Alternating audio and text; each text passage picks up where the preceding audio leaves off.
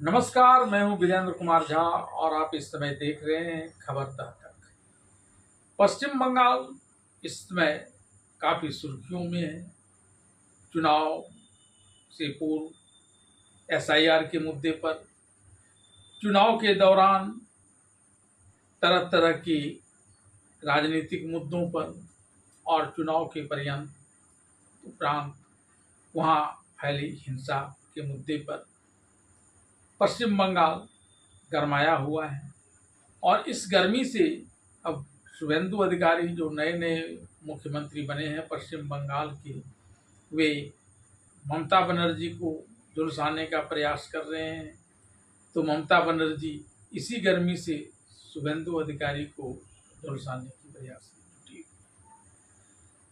शुभेंदु अधिकारी के पास तो अब विधानसभा आ गया।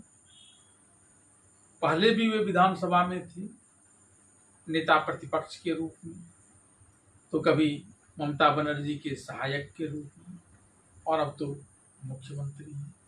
दो बार उन्होंने ममता बनर्जी को हरा दिया। 2021 के चुनाव में नंदीग्राम में और 2026 के चुनाव में भवानीपुर में। और भवानीपुर में ममता बनर्जी की हार और उनकी पार्टी टीएमसी का सत्ता में नहीं आने के बाद अब विधानसभा से तो कम से कम शुभेंदु अधिकारी ने ममता बनर्जी को आउट कर दिया।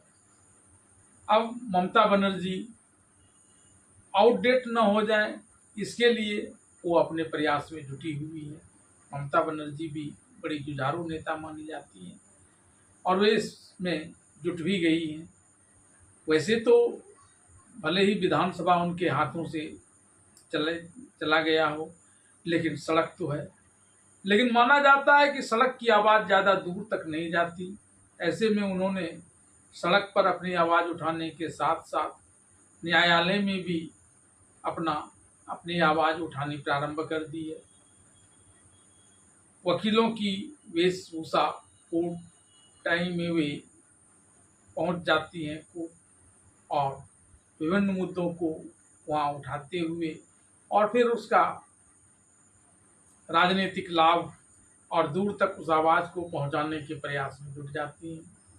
कल भी वैसे तो उन्होंने एसआईआर के मुद्दे में सुप्रीम कोर्ट तक में वकील के रूप में लड़ाई लड़ी है, लेकिन ताज़ा मामला जो कल का था वह कोलकाता हाई कोर्ट का था और उसमें उन्होंने उनके ही पार्टी के एक नेता और वरिष्ठ वकील कल्याण बनर्जी के द्वारा दायर याचिका पर सुनवाई के दौरान जिरह में हिस्सा ले रही थी और उन्होंने अपनी आवाज़ को प्रमुखता से उठाया कि बीजेपी सत्ता में आने के बाद उनकी पार्टी के लोगों को निशाना बना रही है और आम लोगों को निशाना बना रही है।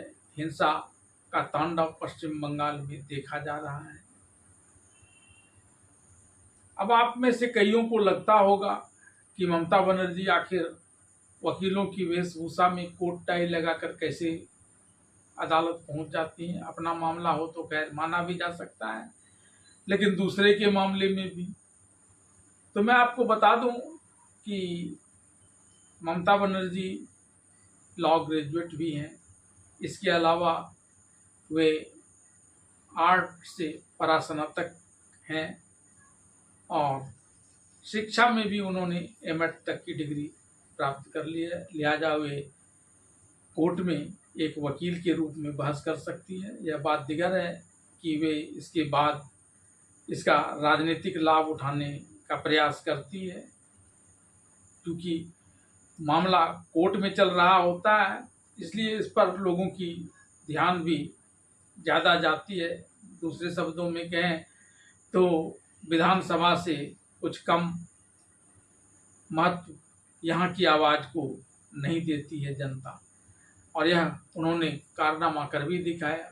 जब बहस हुआ तो उसके बाद उन्होंने कह दिया कि भले ही वे सत्ता से दूर चली गई हों और खुद विधानसभा की सदस्य नहीं हों और न वो अभी कम से कम 6 महीना तक बन भी सकती है, लेकिन इसके बावजूद उन्होंने टीएमसी पार्टी के नेताओं को भरोसे में लेने के लिए जनता को भरोसे में लेने के लिए, ताकि आगामी विधानसभा नहीं तो कम से कम 6 महीने के अंदर विधानसभा में ये कहीं से चुनाव लड़ेंगी तो जनता का पक्ष इन्हें मिले।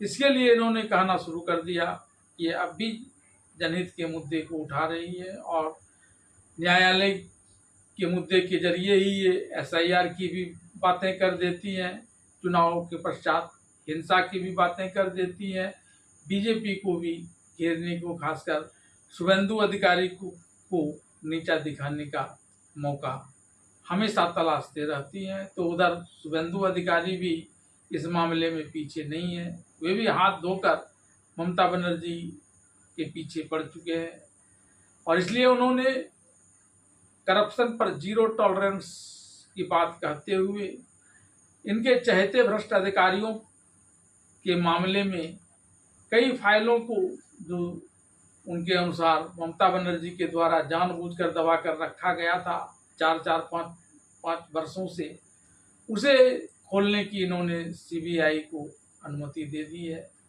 गौरतलब है कि राज्य के वरीय अधिकारियों पर कानूनी प्रक्रिया के लिए राज्य के मुख्यमंत्री की अनुशंसा की जरूरत पड़ती है और यह अनुशंसा उन शुभेंदु अधिकारी ने कर दी।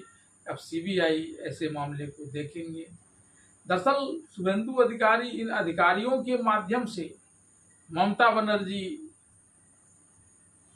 तक पहुंचने के प्रयास में जुटे हुए हैं, ताकि पहले तो इन अधिकारियों को घेरा जाए, इन्हें दंडित किया जाए और फिर इनसे पुलिसिया कार्रवाई के दौरान जब पुलिस कस्टडी में हो या और किसी भी तरह से उनसे इस प्रकार के जो कुछ रहस्यमयी बातें हों जो ममता बनर्जी को फंसा सकती है, उसे प्राप्त कर सकें।